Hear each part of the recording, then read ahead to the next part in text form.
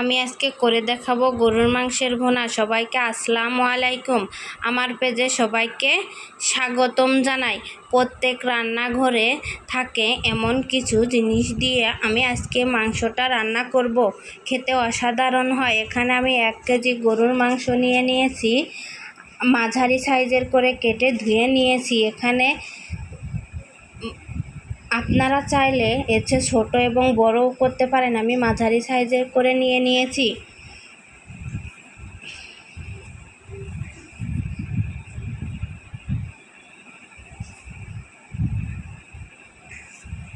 এখানে আছে 3 টুকরা দারচিনি, 4টা এলাচ, তেজপাতা, লবঙ্গ, গোলমরিচ।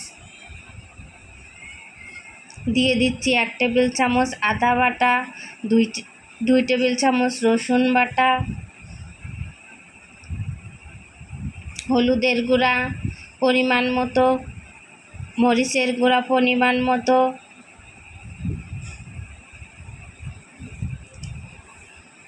জিরার গুঁড়া,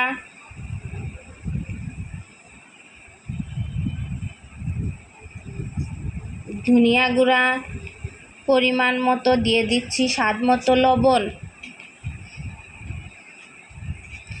এগুলো ভালোভাবে এখন আমি মিশিয়ে নিব।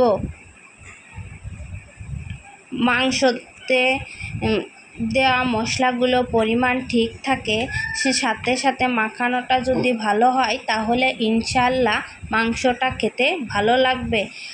আর একটা কথা বলে রাখি, আমি জিরা দিয়েছি, তার অর্ধেকটা পরিমাণ ধনিয়া গুঁড়া দিয়েছি। ধনিয়ার মাপটা যদি ঠিক থাকে তাহলে মাংসের কালারটা ঠিক আসবে। এর থেকে ধনিয়া যদি বেশি হয়ে যায় তাহলে মাংসের কালারটা ফ্যাকাশে হয়ে যাবে। এদিকে একটা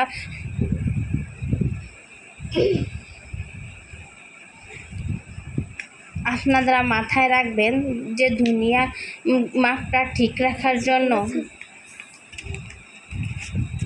এদিকে আমি একটা কড়াই নিয়েছি, সেখানে আমি 1.5 কাপ পরিমাণ তেল দিয়ে দিব। আপনারা চাইলে এর থেকে কম তেল দিতে পারেন।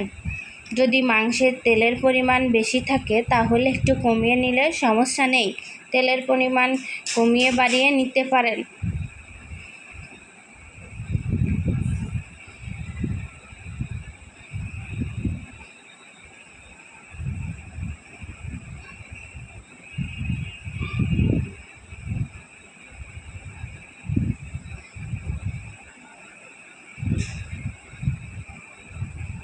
এবার একটু টুকরা করে বড় বড় ফালি করে পেঁয়াজ নিয়েছি।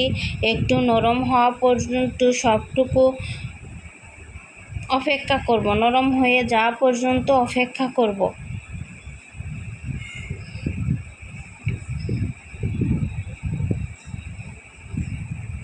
এবার দিয়ে দিচ্ছি যে আমি গরম মশলা নিয়েছিলাম সেটা, 4টা এলাচ, দারচিনি, গোলমরিচ, যেগুলো গরম মশলা আমি আগে দেখিয়েছি সেইগুলা দিয়ে দিলাম। এবার পেঁয়াজটা ব্রাউন কালার হয়ে আসা পর্যন্ত, হালকা ব্রাউন কালার হয়ে আসা পর্যন্ত পেঁয়াজটা ভেজে নিব।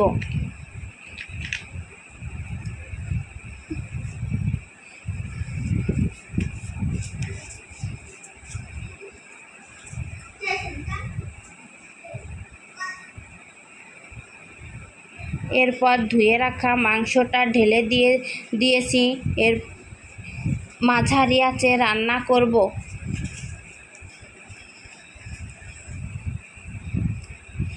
এই যে আপনারা দেখতে পাচ্ছেন আমি কতটুকু পানি নিয়েছি। শুধু মশলাটুকু ধুয়ে দেওয়ার জন্য আমি একটু সেটুকু পরিমাণ পানি দিয়ে দিলাম।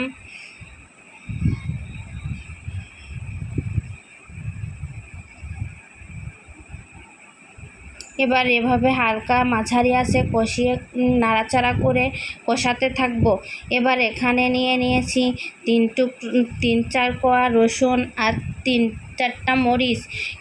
এটা পুরোটাই অপশনাল, আপনারা চাইলে দিতেও পারেন আবার নাও পারেন। দিলে স্বাদ এবং গন্ধ ভালো হয়, না দিলে সমস্যা নেই। সময় নিয়ে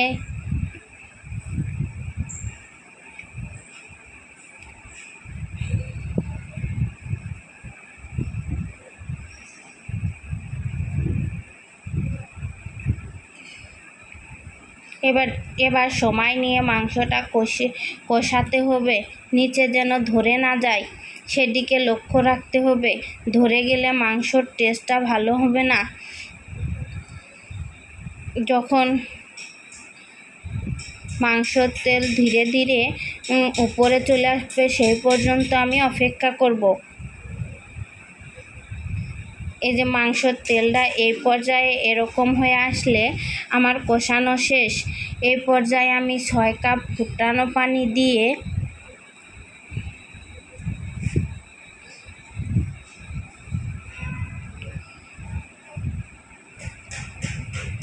6 কাপ ফুটানো পানি দিচ্ছি।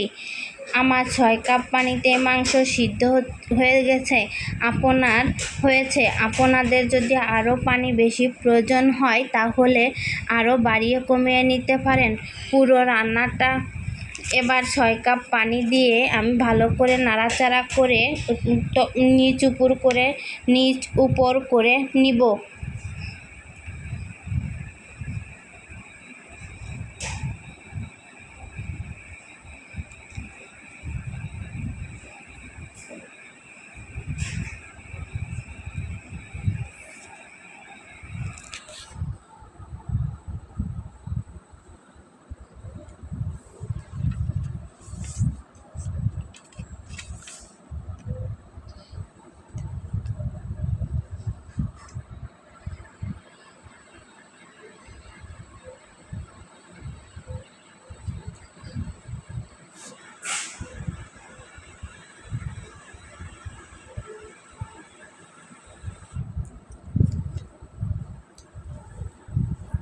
এবার পুরো রান্নাটা আমি এই 6 কাপ পানি দিয়ে পুরো রান্নাটা করব আর মাঝারি আঁচে রেখে মাংসটা রান্না করব।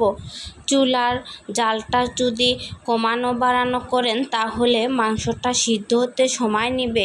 এই পর্যায়ে এই যে আমার পানিটা কমে মাংসটা সিদ্ধ হয়ে গেছে। আপনাদের আরও পানি লাগলে দিতে পারেন, কিন্তু আমি আরেকটু ঝোল কমিয়ে নিব। ঝোলটা কমিয়ে নিয়ে টালা জিরের গুঁড়ো দিয়ে দিব। এটা কারো টালার ঘ্রাণ সহ্য হয়, টালা জিরার ঘ্রাণ সহ্য হয় না, আপনারা চাইলে এটা স্কিপ করতে পারেন। আমি ঝোলটা আর একটু কমিয়ে নিয়ে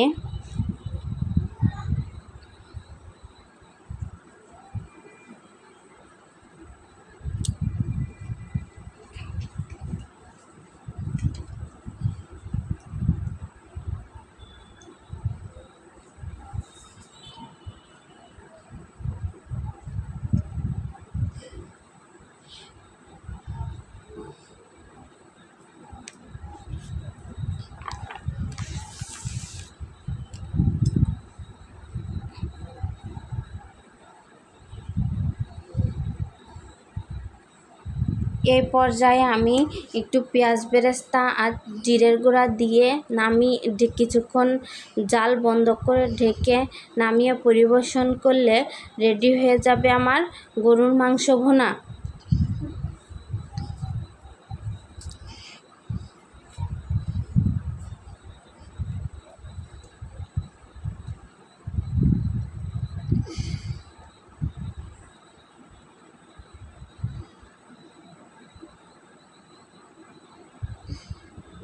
এ পর্যায়ে আমি ঢেকে রাখবো। কিছুক্ষণ রাখার পরে আমি পরিবেশন করব। তাহলে হয়ে যাবে আমার গরুর মাংস ভুনা।